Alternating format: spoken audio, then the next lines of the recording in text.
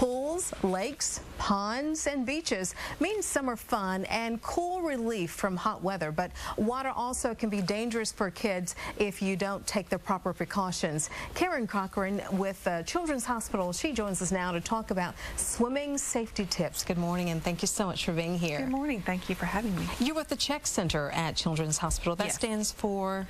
It's the Comprehensive Health Education Center for Kids. We are the Patient Education and Safety Resource Center at the hospital. And I understand that 1,000 children die from drowning each year? Yes, ma'am, that's true throughout the nation. What is it that parents or guardians can do to make sure that children are safe?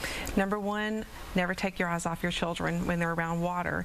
And that's a difficult task to do, but it's absolutely necessary. That's make sure somebody's always watching the children.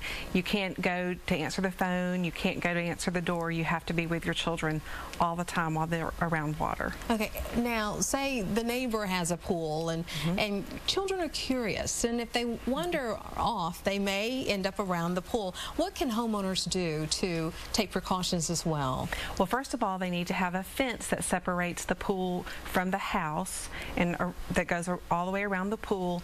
The fence needs to be at least 4 feet tall, and there shouldn't be the things on the bottom that the children could climb on that they could get over the fence. It needs to be self-locking, and there needs to be a latch that's out of the children's reach to be able to open it. And it also let the neighbors know. I have a toddler. I have a school-age child that can't swim. They're curious. If you'll just make sure your fence is locked, that would help us. Yes, absolutely, and perhaps save a life. That's exactly right. When do you think children should learn to swim?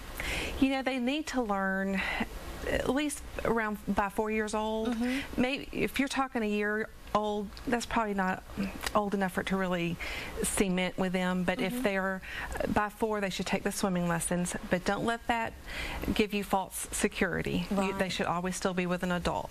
Absolutely. Now, you've brought along something that you can tell us about? I sure can. This is a pool watcher tag. It says, I'm watching the children in the pool, and what this does, let's say you're having a pool party or a party at the lake, and people sometimes tend to think, you know what, we have all these people, somebody's watching. But often that's when tragedy can happen. So it helps to say there's one person watching the pool. And this says, I'm going to watch, I'm not going to read, I'm not going to talk on my cell phone, I'm not going to talk to somebody else, I'm the one watching the pool. I'm not texting. I'm not texting, I'm not drinking alcohol.